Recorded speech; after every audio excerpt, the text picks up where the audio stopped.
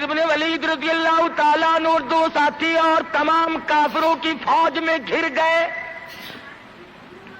جنگ شروع ہو گئی.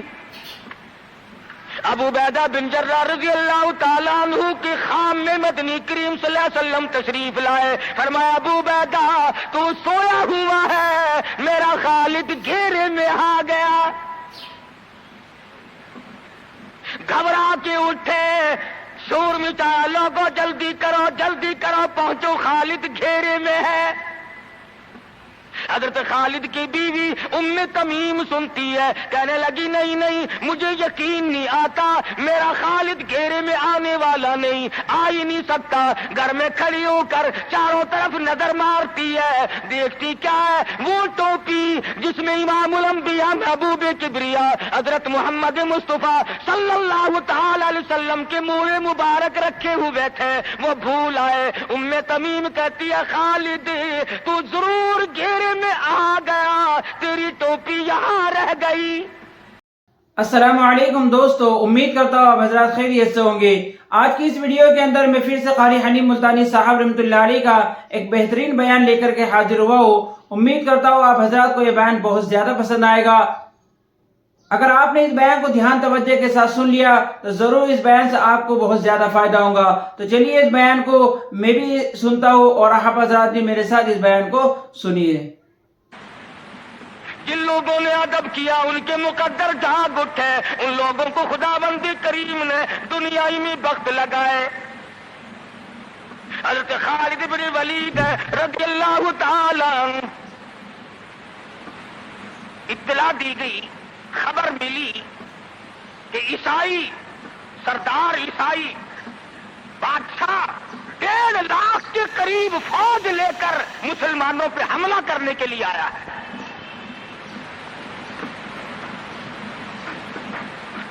حضرت خالد بن ولید رضی اللہ تعالی عنہ کو 50-60 آدمی دیے, جاؤ بادشاہ کی فوج کا اندازہ لگا کے آؤ, تخمینہ لگا کے آؤ, اسلحہ دیکھ کے آؤ, ان کی تعداد کا اندازہ لگاؤ وہ کتنے ہیں. حضرت خالد بن ولید رضی اللہ تعالی عنہ چند صحابہ کرام کو ساتھ لے کر کے پہنچے. عیسائی بادشاہ کو پتا چلا, اس نے حضرت خالد بن ولید رضی اللہ تعالی عنہ کو بلایا اور کہنے لگا کہ دیکھو جنگ اچھی چیز نہیں ہے, ہم سے صلح کر لو, ہم سے صلح کر لو. حضرت خالد فرمانے لگے صلح میں دیر کیا ہے, قول لا الہ الا اللہ محمد الرسول اللہ صلی اللہ علیہ وسلم, کلمہ پڑھ, مسلمان بن جا, میرا بھائی بن جا, جنت کا حقدار بن جا, میرے نبی کا غلام بن جا, اللہ کی توحید کا ماننے والا بن جا, ابھی تمام باتوں میں صلح ہو جائے گی. وہ کہنے لگا بڑا جلدی کلمہ پڑھا ہے, جیسے میں اکیلا بیٹھا ہوں, تو نے میری فوج دیکھی ہے, 1.5-2 لاکھ فوج لے کے آیا ہوں, کھا جائے گی میری فوج تمہیں. کلمے پڑھا رہا ہے.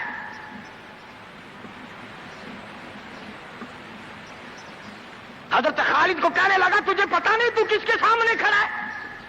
فرمایا ہاں, ایک عیسائی کافر کے سامنے کھڑا ہوں. وہ کہنے لگا ہے کوئی جلاد؟ فوراً تلوار لے کر حاضر ہو گئے, کہا اس گستاخ کی گردن کاٹ مارو. حضرت خالد کے ساتھ 2 آدمی اور تھے, انہوں نے یہ نہیں کہا ہے جی اجی ہم تو یوں ہی بات کر رہے تھے جی, اجی آپ برہم ہو گئے, اجی حضور آپ ناراض ہو گئے. حضرت خالد نے یہ نہیں فرمایا کہ باہر والوں کو اطلاع کر دو, وہ 50-60 آدمی تو ہمارے ساتھ مل جائے. 2 ساتھیوں کو فرمایا اب ایک دوسرے کی طرف مت دیکھنا, تلوار نکال لو, انشاءاللہ حوض کوثر پہ ملاقات ہوگی.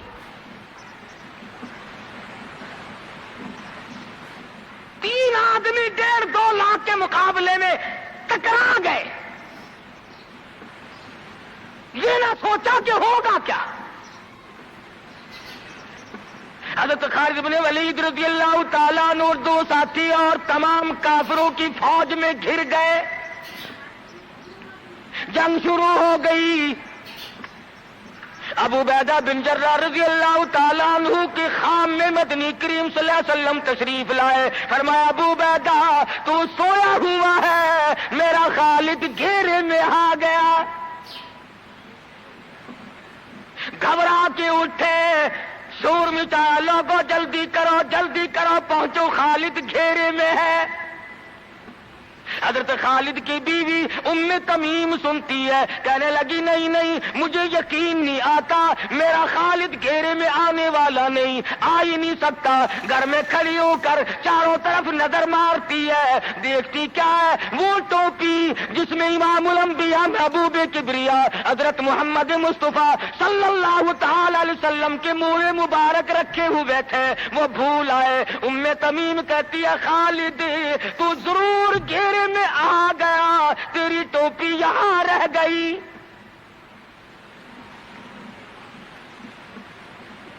उम्मे तमीम ने टोपी लेकर के शोर नहीं मिटाया, कपड़े नहीं फाड़े, चेहरा नहीं नोचा, अबू बैदा के पास नहीं आई, बगल में टोपी दबाई, बुर्का ओढ़ा, घोड़े पर सवार हुई, तलवार लेकर घोड़े को सरपट छोड़ दिया। सहाबा देख रहे थे, अरे ये कौन है, ये कोई जासूस मालूम होता है, इसे पकड़ो पकड़ो पकड़ो। सहाबा ने घोड़े दौड़ाए, घेरे में ले लिया, पूछा बुर्का पोछ, तू कौन है? कहने लगी, ना छेड़ो, खालिद की बीवी उम्मे तमीम हूं। तू कहां चली है? कहने लगी, मेरा खालिद घेरे में आ गया, टोपी घर पे भूल गया, वो पहुंचाने चली हूं, हमें दे दे, हम पहुंचा देंगे, तू औरत साथ है। कहने लगी, खालिद की जो कदर मैं जानूं तुम नहीं जानते, जान दे दूंगी मगर टोपी किसी को ना दूंगी। निकल पड़ी, आके देखा तलवारें चल रही हैं, गाजर मूली की तरह आदमी कट रहे हैं, हजरत खालिद बिन वलीद बीच में है। उम्मे तमीम ने तलवार निकाल कर चलानी शुरू कर दी, गाजर की तरह लोगों को काट मारा। खुद हजरत खालिद कहते हैं, ओ मेरे साथियों, इस नौजवान को पहचानो, इस बुर्का पोश को पहचानो, इस निकाब पोश को पहचानो, ये कौन है? जब सामने गई, निकाब उठा के कहने लगी, खालिद तेरी बीवी उम्मे तमीम हो, ये टोपी भूल आए हो, पहुंचाने आई हो। और कराची के मुसलमानों, तुमने कभी सोचा नहीं, खालिद के सर पे नबी की टोपी नहीं, जिसमें नबी के बाल रखे हुए थे, वो घेरे में आ गए। आज तेरे पास कुरान नहीं, तू घेरे में है। वो टोपी घर पे भूल आया था, तू कुरान को मस्जिद में कैद करके आया, आज तू कुफर के नरगे में फंसा हुआ है, तू घेरे में है, तुझे कोई नहीं निकाल सकता अल्लाह के कुरान के सिवा। तुम कितनी अस्करी ताकत बढ़ाओ, तुम तादाद बढ़ा लो, तुम छोटे बड़े जोर लगाओ, कितनी तुम कोशिश करो, खुदा की कसम, जब तक तुम अल्लाह का कुरान लेकर के नहीं बैठते, उस वक्त तक तुम्हारा घेरा नहीं टूट सकता। तुमने अल्लाह के कुरान को मस्जिद में कैद कर दिया।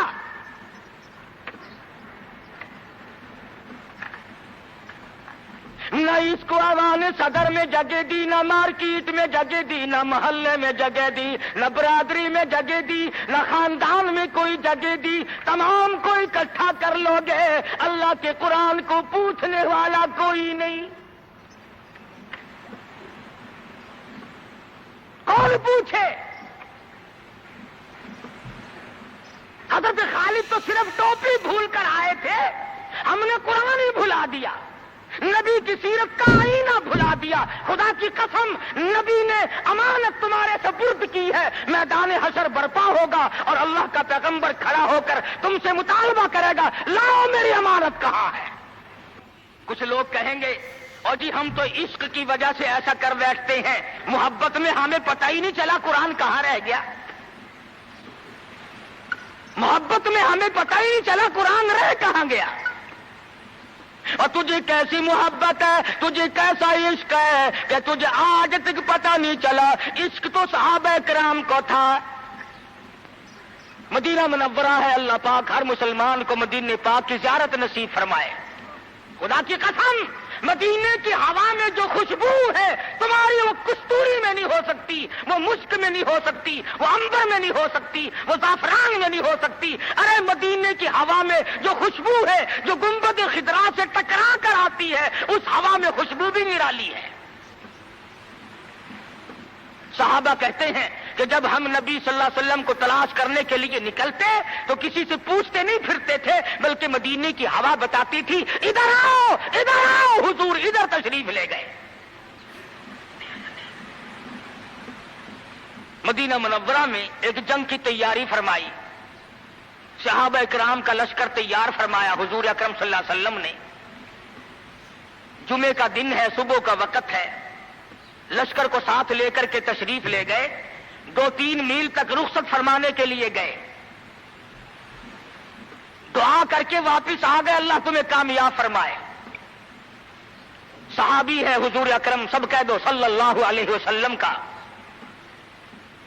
آؤ عشق کی بات تمہیں بتاؤں۔ حضور اکرم صلی اللہ علیہ وسلم نے روانگی کے وقت فرما دیا، توجہ کرنا، لشکر کو رخصت کرتے وقت فرما دیا، اور میرے دیوانوں اور پروانوں اور میرے جانثاروں بات سنو، پہلے جھنڈا جعفر طیار رضی اللہ تعالیٰ عنہ کے ہاتھ میں دینا، پھر جھنڈا عبداللہ ابن روا کے ہاتھ میں دینا، پھر جھنڈا اسامہ بن زید کے ہاتھ میں دینا۔ حضور کے کلام کی مراد کو اگر صحابہ نہیں جانتے تو کون جانتا ہے؟ سمجھ گئے صحابہ کہ جعفر طیار شہید ہوں گے، یہ جو حضور نے فرمایا پھر اس کو دینا پھر اس کو دینا۔ حضور صلی اللہ علیہ وسلم کے کلام کی، فرمان کی، ارشاد کی مراد اور منشا غرض و غائب صحابہ سمجھ گئے کہ جعفر طیار شہید ہوں گے، اور پھر عبداللہ بن روا بھی شہید ہوں گے، اور اسامہ بن زید بچ کے آئیں گے۔ صحابہ کا تجربہ تھا حضور کے کلام کو سمجھنے کے لیے۔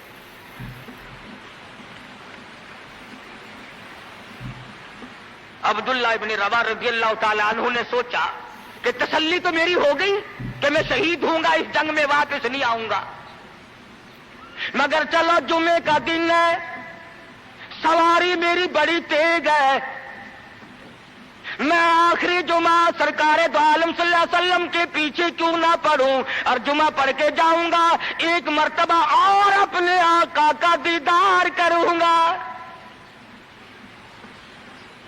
واپس مدینے میں آئے، گھر نہ گئے، بیوی بچوں میں نہ گئے، باغ و بہار میں نہ گئے، فصل باڑی میں نہیں گئے، لوگوں میں نہیں گئے، سیدھے مسجد نبوی میں تشریف لائے۔ جمعے کی نماز کے بعد مدنی کریم صلی اللہ علیہ وسلم سے سلام کیا۔ حضور نے فرمایا عبداللہ میں نے تو تجھے صبح رخصت کیا تھا لشکر کے ساتھ، تجھے صبح روانہ کر دیا تھا، تو چلا گیا تھا فوج کے ساتھ۔ عرض کیا یا رسول اللہ میرے ماں باپ قربان ہو جائیں، آپ کے فرمان سے میں نے یہ اندازہ لگایا کہ میں شہید ہو جاؤں گا، میرا یہ آخری جنگ ہے، یہ آخری جہاد ہے۔ میرے دل میں ایک بات آئی، آج جمعے کا دن ہے، اپنے آقا کے پیچھے جمعہ بھی پڑھوں، آخری جمعہ پڑھوں اور آخری دیدار کر کے جاؤں۔ اب تھوڑے سے مجھے آپ بول کے بتائیں عبداللہ ابن روا کا یہ عشق ہے کہ نہیں؟ کوئی ڈر کی بات نہیں، کوئی خوف کی بات نہیں، بیوی بچوں کی محبت نے نہیں کھینچا، باغوں کو دیکھنے نہیں گیا، بچوں سے ملاقات کے لیے نہیں گیا۔ ارے حضور کا عشق ہے، کہتا آخری جمعہ، آخری دیدار، آخری ملاقات۔ اور عرض کیا میرے آقا میں اپنے ساتھیوں کو جا ملوں گا، میری سواری بڑی تیز ہے۔ امام الانبیاء محبوب کبریا حضرت محمد مصطفیٰ صلی اللہ علیہ وسلم کا چہرے انور سرخ ہو گیا۔ فرمایا عبداللہ تو ساتھیوں کو نہیں مل سکتا، نہیں مل سکتا، جب تیرے ساتھی جنت میں جائیں گے 500 سال بعد میں بہشت میں جا سکے گا۔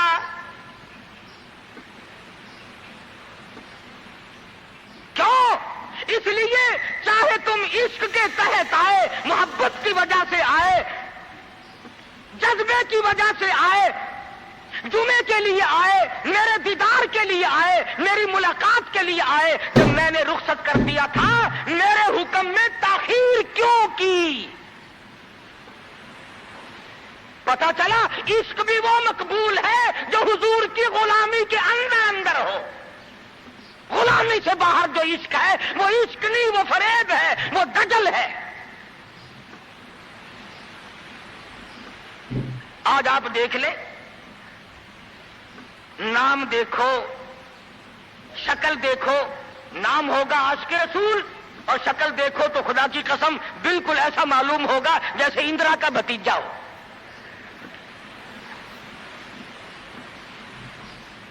पहचान नहीं सकेगा आदमी।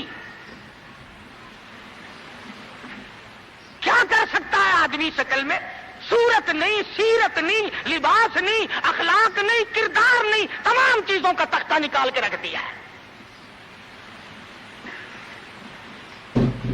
और आज कौम इसी वजह से मुसीबतों से दो चार है। वो नरगे में फंसी हुई है, वो निकल नहीं सकती, वो सहारा ढूंढ रही है मादी कुव्वत का।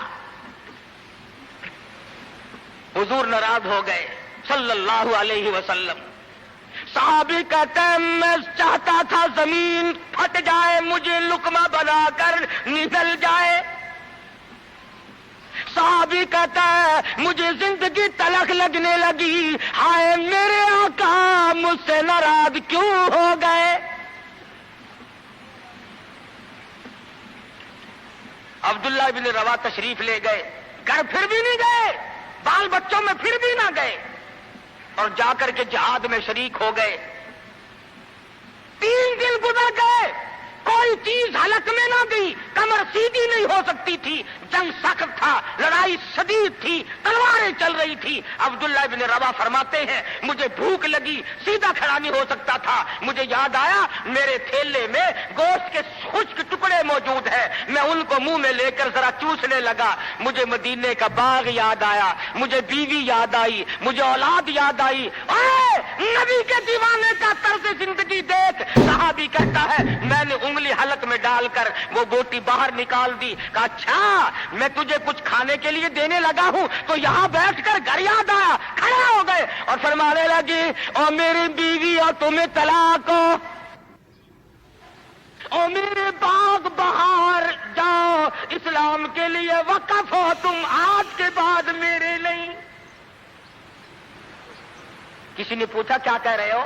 फरमाया हाँ, नक्शा सामने क्यों आया?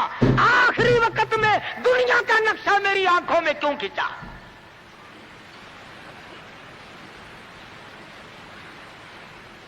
सहाबी ने अपने दिल में तसव्वुर भी लाना अच्छा ना समझा, मेरी आकबत खराब ना हो जाए, मेरी आखिरत ना बिगड़ जाए। अब्दुल्ला इब्न रवा तलवार लेकर खड़े हो गए। किसी ने लिखा 3 दिन का, बाद ने लिखा 5 दिन का भूखा सहाबी टुकड़े हो गया।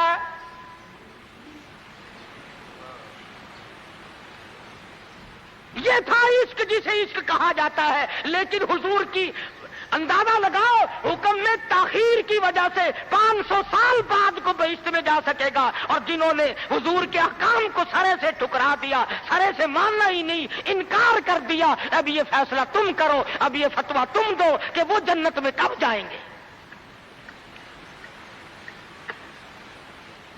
इमामुल अंबिया महबूब किबरिया हजरत मोहम्मद मुस्तफा सल्लल्लाहु ताला अलैहि वसल्लम के दीवानों ने हद कर दी, परवानों ने हद कर दी। जिस सूरत से भी उनको लगाया गया उसी सूरत से वो आगे बढ़ते रहे। फारूक आजम की हुकूमत है, सबका रज़ियल्लाहु ताला अन्हु। मिस्र के इलाके में काफिरों ने एक साजिश बनाई, लड़कियों को हारो संगार करके कोठे पे खड़ा कर दिया। प्रोग्राम मुसलमानों को पहले मालूम हो गया कि मुसलमान फौज के कल्चर को तबाह करना चाहते हैं, मुसलमान के अखलाक और किरदार को बर्बाद करना चाहते हैं। फारूक आजम को खत लिखा और रास्ता कोई नहीं फौज के गुजरने का, एक ही रास्ता है और उस रास्ते को खराब कर दिया गया। उस रास्ते में कांटे बिछा दिए गए, हुस्न की दौलत बखेर दी गई ताकि मुसलमानों का दिल खराब हो। अरे ये काफिर का भी अकीदा है कि अगर मुसलमान का पांव फिसल गया फिर ये जहन्नुम से उरे नहीं ठहरता। فاروق اعظم رضی اللہ تعالیٰ عنہ نے خط کا جواب دیا اور صاف صاف لکھ دیا کوئی پریشانی کی بات نہیں، ساری فوج کو اکٹھا کر کے قرآن کی آیت سنا دو، ساری فوج کو اکٹھا کر کے قرآن سناؤ۔ چنانچہ کمانڈر نے، سپہ سالار نے فوج کو اکٹھا کیا اور قرآن کریم سنا دیا وَقُلْ لِلْمُؤْمِنِينَ يَغُضُّوا مِنْ أَبْصَارِكُمْ وَيَحْفَظُوا فُرُوجَكُمْ ذَلِكُمْ أَزْكَىٰ لَكُمْ إِنَّ اللَّهَ خَبِيرٌ بِمَا يَصْنَعُونَ۔ مسلمانوں، اپنی نظروں کی حفاظت کرو، اپنی ایمان کی حفاظت کرو۔ اگر تم کنکھی آنکھوں سے بھی دیکھو گے خدا تمہاری ساتھ ہے، وہ تمہاری تمام حرکتوں کو دیکھتا ہے۔ تو یہ تھا قاری حنیف ملتانی صاحب رحمۃ اللہ علیہ کا بیان، بہت ہی اچھا بیان تھا۔ اللہ تعالی حضرت کی مغفرت فرمائے اور اللہ تعالی مجھے بھی اور آپ لوگوں کو بھی اس بیان کے اوپر عمل کرنے کی توفیق عطا فرمائے۔ السلام علیکم ورحمۃ اللہ وبرکاتہ۔